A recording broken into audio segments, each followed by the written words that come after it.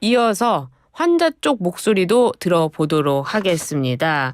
의사들이 집단 휴진에 분노한 환자들이 대규모 거리 투쟁을 예고하고 나섰습니다. 지금부터는 안기종 한국환자단체연합회 대표 연결해 이야기 나눠보겠습니다. 안녕하세요. 안녕하십니까? 네, 환자단체 대표를 맡게 되셨어요. 어떻게 맡게 되셨습니까? 저는 아내가 한 20년 전쯤에 백혈병 진단을 받고 그 당시에 뭐 한 달에 300에서 600만 원 하는 그 글루덱이라는 그 항암제를 그 건강보험 적용해달라 이제 이런 활동들을 하면서 네. 한국 백혈병 환의회는 환자단체에서 예. 활동을 하게 됐습니다. 아, 그렇군요.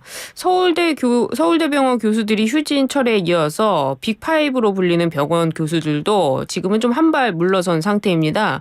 교수들의 집단 휴진 자체는 멈췄지만 환자들이 느끼는 불안은 여전한 것 같은데요. 의료 공백의 피해 온몸으로 체감하는 건 바로 환자들 아니겠습니까? 어떻습니까?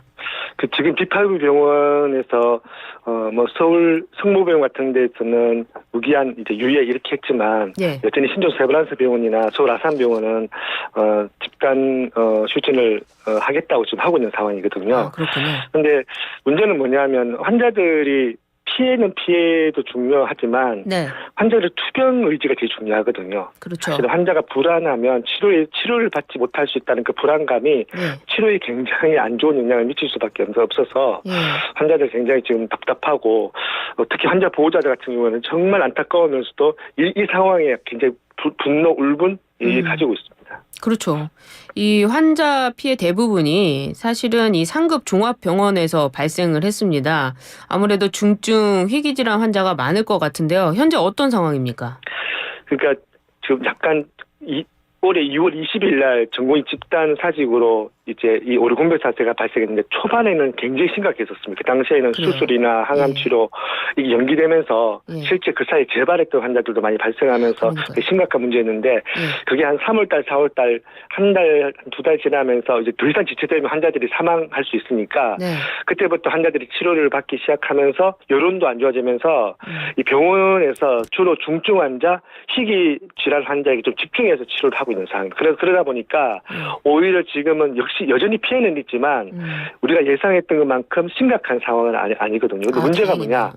중증 환자 그 바로 밑에 있는 중등증 환자. 예. 가 사실은 실제 피해를 보고 있습니다. 이쪽 환자들은 또 연기되고 있고 왜냐하면 중증 환자하고 희귀 질환에 모든 이제 이 의사 인력이 집중돼 있다 보니까 그 바로 약간 그렇죠. 그 중증도가 떨어지는 데가 오히려 피해를 보고 있는 상황입니다. 아, 그러니까 뭐 이게 중증도로 나누자면은 제일 최상의 중증도가 가다 보니까 바로 그 밑에 있는 그런 환자분들이 또 피해를 입고 계시는군요. 그렇죠. 예. 또 이게 그렇다고 또 당장 생명이 왔다 갔다 하는 게 아니니까 또 목소리도 못 내고. 그러니까요. 되게 답답한 상황이 돼 있습니다. 그러니까 이게 뭐 피라미드 형태로 계속해서 피해가 이어지고 있는 거네요.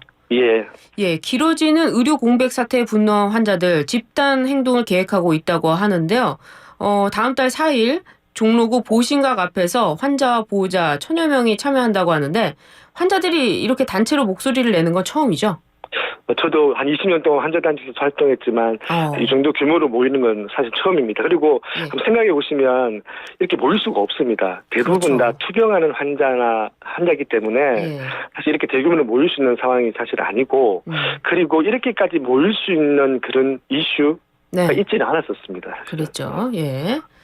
그런데 이렇게 목소리를 내는 건 그만큼 절박하다 이런 뜻이겠네요. 사실은 이제 더 중요한 건 울분 이야기 많이 울분이요? 지금까지는 어떻게든 버티고 참고 인내했는데 지금 이게 거의 5개월째 계속해서 집단 휴진, 집단 사직 계속 반복되고 있는 거잖아요. 그렇죠. 너무한다 이거는. 그래서 이제 환자들이 모여서 한번 목소리를 내자. 이렇게 해서 집회를 준비하게 됐습니다. 그러게 말입니다. 진짜로 요즘에 그 병원에 입원할 수가 없는 뭐 그런 상황이 계속되다 보니까 아프면 어딜 가야 되냐 이런 말들이 많이 나오고 있거든요. 진짜 환자분들은 얼마나 속이 상하시겠습니까? 이 정부는 증원 2,000명을 또 의료계는 특히 전공의 쪽에서는 이 증원 2,000명 재논의하라라고 하면서 한 발짝도 물러서지 않고 있는데요. 2,000명이라는 숫자 때문에 다른 문제에 대한 논의도 진전도 없어 보입니다. 이 환자 단체에서는 이걸 어떻게 보고 계십니까? 사실은 해법은 있습니다. 그래요.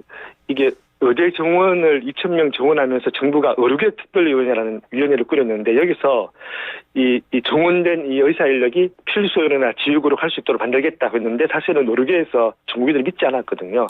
근데 이번에 지난주에 의사의 인력 수급을 추구하는 전문위원회를 만들겠다. 네. 그리고 앞으로 이 건강보험 재정과 국고를 가급적 필수의료 지휘의료에 우선순위로 사용하겠다는 발표를 했었거든요. 예. 이렇게 정부의 정책이 이루어지고 있으면 어떻게 하면 되냐. 2025년 내년도 의대 정원은 사실상 확정이 됐잖아요. 그렇죠. 그럼 요거는 그냥 그대로 넘어가고 이제 내려놓고 2026년 의사 인력 수급 축의 전문위가 꾸려질 거니까 거기서 논의를 하면 되거든요. 그러면 이제 사회적 논란을 좀 끝낼 수가 있는 거죠. 그러네요. 약간 올해는 뭐 증원된 대로 하고 내년부터 좀 다시 해보자 이렇게 가야 되겠네요. 그렇죠. 그때는 뭐 서로 다 2,000명 원점 재논이 이게 아니라 그냥 현재 상태를 그대로 둔 상태에서 과학적 연구를 해서 그 내용을 가지고 사회적 합의를 하면 되거든요. 그러네요. 오늘 국회 청문회가 있는데 대표님도 이 자리에 참석을 하십니까? 예, 저 참석합니다. 환자를 대표해서 참석하시는데 정부와 의료계에 바라는 점이 있다면 한 말씀 해주시죠.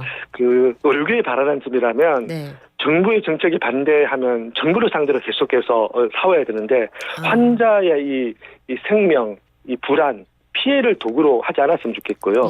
정부를 상대로는 2020년에도 정부의 집단행동이 있었거든요. 그렇습니다. 그때도 재발방지법 만들어달라. 적어도 응급실, 중환자실, 분만실 같은 데는 그 집단행동을 하더라도 유지될 수 있도록 해달라는데 그 법이 결국은 4년 동안 뭐 심의가 제대로 안 되고 폐기됐거든요.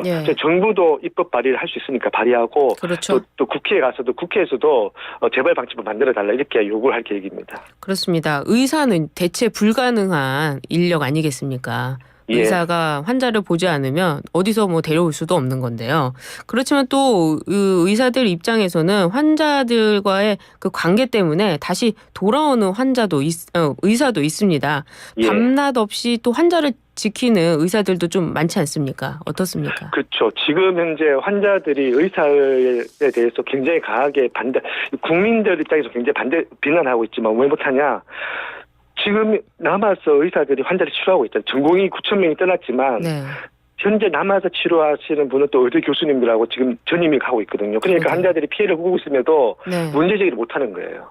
원래 지금쯤 되면 9,000명이라는 전공의가 이 의료진을 떠나면 의료 대란이 발생해야 되잖아. 하루에도 몇 명이 의료사고로 사망하고 언론에 계속 특별되고 뭐 집회 시위하고 이래야 되는데 지금 그런 분위기는 아니잖아요. 그러네요. 이게 남아서 치료하고 있는 이 의사 선생님들의 그 모습을 다 환자들이 보고 있기 때문에 사실 이분들한테 감사한 마음들이 있죠. 그러니까 환자들이 지금 버티면서 인내하고 있는 거고요. 그렇군요. 관련해서 같은 의료개혁 때 일본에서는 정말 환자들이 죽어 나가는데도 끝까지 의료계의 입장을 대변했던 의협이 있었습니다. 지금은 우리는 좀 반대인 것 같은데 이 밤낮 없이 환자를 지키는 의사들 덕분에 이 환자분들도 견디고 계시는군요. 예. 알겠습니다. 알겠습니다. 여러 가지 면이 있네요. 오늘 말씀 잘 들었습니다. 예, 감사합니다. 네, 지금까지 안기종 한국환자단체연합회 대표였습니다.